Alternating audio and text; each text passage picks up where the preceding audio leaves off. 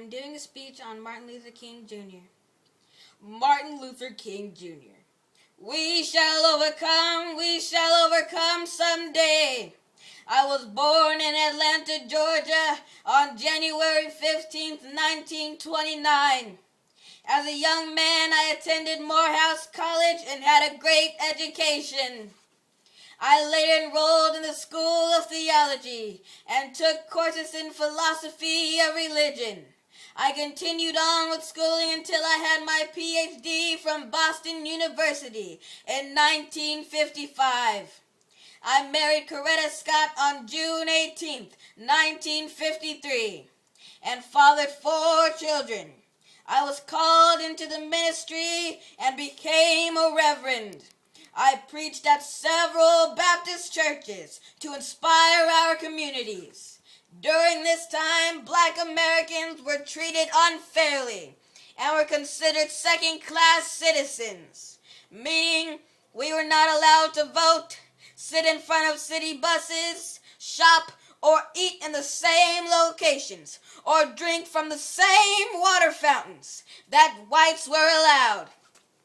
This injustice drove me to think of ways to improve our lives. I prayed for God's guidance and inspirations and started going over in my mind what I should do and say.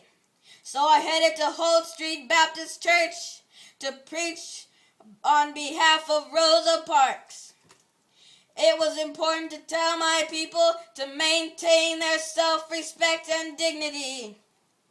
As children of God, I told them we will be guided by the highest principles of law and order and the doctrine of Christian love. As a member of the NAACP, I was able to gather members of the community to take a stand on the awful ways Black citizens have been treated. We started protesting and boycotting businesses and organizations to take a stand, which allowed a great movement in marching to begin. Marching with a diverse crowd of thousands of people, both white and Black, gained us attention nationwide as the news hit the capital of Washington, D.C. Many whites, from government offices down to common people, especially the KKK, were against these actions. This caused us to be beaten, lynched, and killed, while many were sent to jail for fighting for our freedom in nonviolent ways. Although my life had been threatened many times, we had to continue pushing forward until we got fair results. President Kennedy introduced the Civil Rights Bill to Congress on behalf of the Black citizens of the United States in 1964, which ended legal racial segregation. Soon after, Americans from all over who embraced this change gathered at the Lincoln Memorial in Washington, D.C. for a speech I gave that still rings true today. I have a dream.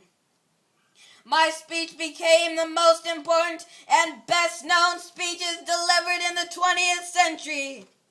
I was staying at the Lorraine Motel in Memphis, Tennessee, where I was shot and killed on the balcony of my room. I was assassinated by James Earl Ray, a white man who was an escaped convict. I left behind a mourning wife and 4 children to continue on with the journey that I have started.